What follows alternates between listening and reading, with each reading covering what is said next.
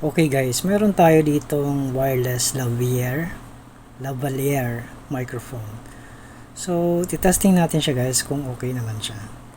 So, ito guys yung laman niya, no? So, ito yung ikakabit natin sa dito sa malapit sa bibig natin.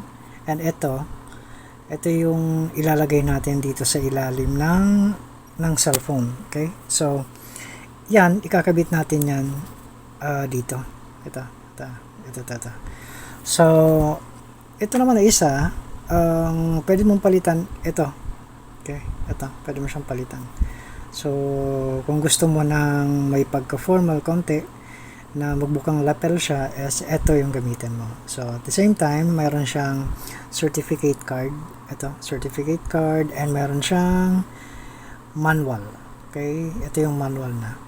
Okay, so, testing natin siya. So, okay guys, nailagay natin siya dito sa Android phone ko. So, ngayon, ang gagawin natin is, iti-testing natin siya for live. Tapos, gagamitan natin siya nitong phone. Okay, so, ngayon, nakasaksak na yan. Ilagay na natin yan. So, itong microphone na to is naka-on naman. Ang gagawin nyo dyan is, ang gagawin natin dito is, dito sa likod niya, ito, may on and off dyan.